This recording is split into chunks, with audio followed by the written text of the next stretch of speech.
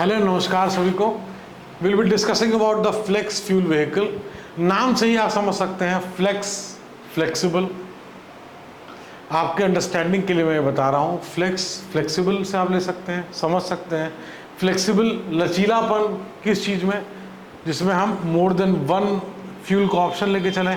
Petrol ethanol combination, सिर्फ petrol सिर्फ ethanol. तो ये जो चीज़ें होती हैं, इससे आप एक अंडरस्टैंडिंग के लिए बता रहा हूँ।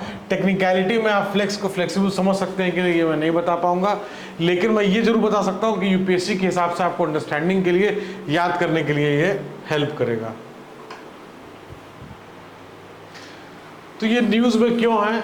क्योंकि इंडिया की फर्स्ट जो फ्लेक्स फ्यूल कार है टोयोटा सेडान, वो कैन रन ऑन वन और मल्टीपल फ्यूल, एक या एक से अधिक फ्यूल ऑप्शंस पे जो है डेवलप कर सकती है। Developed as a new pilot project, जिसको delivering the countries dependence on imported fossil fuel के ऊपर जो डिपेंडेंस है उसको रिड्यूस करना है, ग्रीनर की तरफ चलना है, क्लीनर फ्यूल की तरफ चलना है। अब इंपोर्टेड फॉसिल फ्यूल को अगर रिड्यूस करेंगे तो हमारा फॉरेक्स रिजर्व भी बचेगा। तो बहुत सारी चीज़ें हैं जो आगे भी हम देखेंगे। The pilot has been initiated, ये जो प्रोजेक्ट है पायलट प्रोजेक्ट जो initiated as a part of the government let push to the car makers, जो कार मैन्युफैक्चरर्स हैं, जो ऑटोमोटिव इंडस्ट्रीज हैं, वहाँ पे कि ऑल्टरनेटिव फ्यूल को अडॉप्ट करिए, उसके हिसाब से गाड़ी बनाइए। जैसे कि यहाँ पे कैमरी को देखा जा रहा है, equipped with the flex fuel tech will be a part of the nationwide pilot that aims to replicate the commercial deployment। अब इसी चीज़ को, उसका कमर्शियल डिप्लॉयमेंट भी वो कंपनी सोच रही है, ताकि वो अन्य जगह ब्राज़ील, कनाडा और यूएस के मार्केट में भी इस ऐसी गाड़ियाँ इस टेक्नोलॉजी को यूज़ करके बना सकें और वहाँ बेच सकें।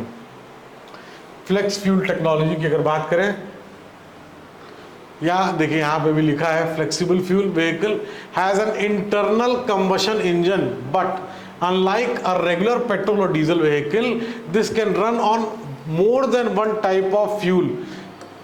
क्योंकि यहां बात हो रही है ना कि पेट्रोल पे भी चलेगा, पेट्रोल और इथेनॉल और बोथ। तो या तो ये हो जाएगा, या तो ये हो जाएगा, या तो ये हो जाएगा। तो मोर देन वन ऑप्शन, जैसे even mixture of fuels. The most common version used as a blend of petrol and ethanol or methanol, but these engines are also equipped to run on 100% petrol or ethanol, जैसा हमने ध्यान देखा। According to the Union Minister of Road and Transport and Highway, Shri Nitin Gadkari साहब, the push to the car makers to adopt the flexible engines is a part of the broader strategy। Because just imagine, अगर हमारे पास ये flexible fuel की car commonly available जब होने लगेगी, तब definitely हमारा इंपोर्ट भी कम होगा, हमारा दूसरी कंट्री के ऑयल के ऊपर डिपेंडेंस भी कम होगा, ग्रीनर की तरफ हम बढ़ेंगे और अपनी इंडिजिनस टेक्नोलॉजी को यूज़ करते हुए हम चीज़ों को आगे एक्सपोर्ट भी कर सकेंगे। ये imported crude in the medium to long run, जो हमने बताया वही लिखा है यहाँ पे। How flex fuel car works, अब उसको देखते हैं। फ्लेक्स फ्यूल व्हीकल है वन फ्यूल, इनका जो सिस्टम होता है वो वन फ्यूल सिस्टम होता है, लेकिन उसमें वन या more than mixture of fuel को हम यूज़ कर सकते हैं। मोस्ट कंपोनेंट्स आर सेम, जैसे कि कन्वेंशनल पेट्रोल कार में होता है। सम स्पेशल कुछ एथेनॉल कंपैटिबल कंपोनेंट इसमें लगते हैं, जो कि डिफरेंट केमिकल प्रॉपर्टीज़ और एनर्जी कंटेंट इन इथेनॉल या मिथेनॉल को हैंडल कर सके, उसमें कुछ मॉडिफिकेशन करने पड़ते हैं फ्यूल पंप में जैसे, एंड फ्यूल इंजेक्शन सिस्टम में। तो ये आपका आ सकता है ये क्वेश्चन कि फ्यूल पंप में या फ्यूल इंजेक्शन सिस्टम में मॉडिफिकेशन करने पड़ते हैं, नहीं करने पड़ते हैं। ऑप्शन में कि वन फ्यूल सिस्टम होता है, कन्वेंशनल पेट्रोल कार जैसा ही होता है, and this doesn't require any modification in the fuel pump or fuel injection system, it works like that only। इस तरीके से एक थिन लाइन डिफरेंस को पकड़ के क्वेश्चन पूछ सकते हैं प्री में। The ECM is also calibrated to accommodate the higher oxygen content of ethanol। तो इसमें क्या क्या डिफरेंस है वो आप देख सकते हैं। फ्यूल पंप में डिफरेंस है, फ्यूल इंजेक्शन सिस्टम में डिफरेंस है, ECM को भी कैलिब्रेट किया जाता है हायर ऑक्सीजन जो इथेनॉल का है उसके हिसाब से अकोमोडेट करने के लिए।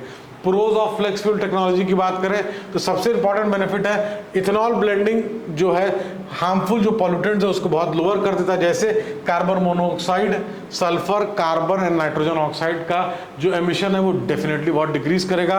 अनदर ऑब्वियस जो बेनिफिट है कि blending will help in cutback of oil import for fuelling the vehicles, जिसको हम ऑलरेडी डिस्कस कर चुके हैं। कॉन्स की बात करें तो इथेनॉल ब्लेंडिंग जो हमारे यहाँ हो रही है वो मैक्सिमम जो है crops such as sugar cane जो कि बहुत वाटर इंटेंसिव जो है, और दूसरा नीति आयोग की रिपोर्ट है सजेस्ट कि 2019-20 में जो इथेनॉल प्रोडक्शन था वो 90% जो है शुगर केन से ही सिर्फ और सिर्फ किया गया था।